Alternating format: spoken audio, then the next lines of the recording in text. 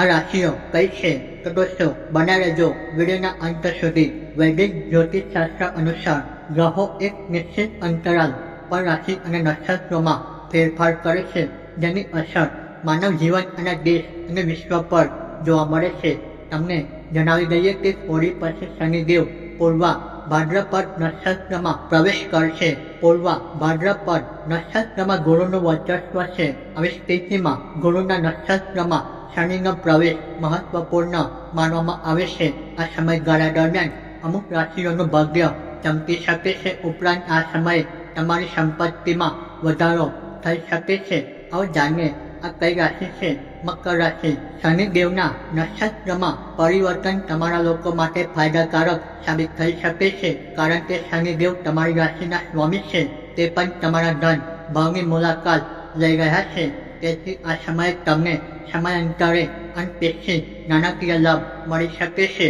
સમાજમાં તમારું માન સન્માન વધશે અને તમે વેપારમાં સારો નફો પણ મેળવી શકશો। આ સમયે તમારી વાણીનો પ્રભાવ વધશે, જેના કારણે લોકો તમારાથી પ્રભાવ થશે।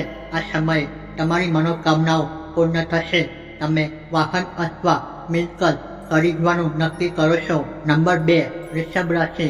શનિદેવના નક્ષત્રમાં પરિવર્તન વૃષભ રાશિના લોકો માટે સાનુકૂળ સાબિત થઈ શકે છે, કારણ કે શનિદેવ તમારી ગોચર કુંડલીના કર્મ ઘરમાં જવાના છે।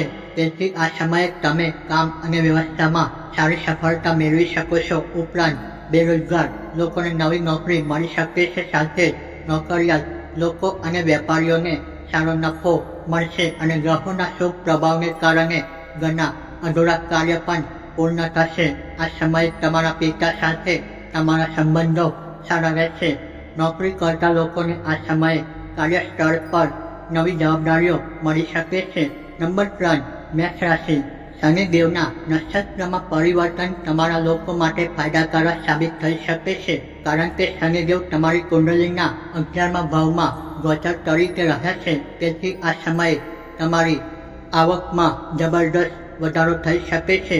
તમને સારી રકમ કમાવાની સાથે સાથે પૈસા બચાવવામાં સફળતા મળશે અને તમે તમારા પરિવારના સભ્યોની પ્રગતિ જોઈને ખુશ થશો। આ સમયે તમે ઘણા શાસ્ત્રોથી પૈસા કમાવામાં સફળ રહેશો। આ સમયગાળા દરમિયાન તમે શેરબજાર, સટ્ટાબાજી અને લોટરીમાંથી સારો નફો મેળવી શકો છો। તો વિડીયો પસંદ આવ્યો હોય તો વિડીયોને લાઈક કરી ચેનલ સબસ્ક્રાઈબ કરી શકો છો। અહીંયા સુધી વિડીયો જોવા બદલ તમારો ખૂબ ખૂબ આભાર। જય હિન્દ, જય ભારત।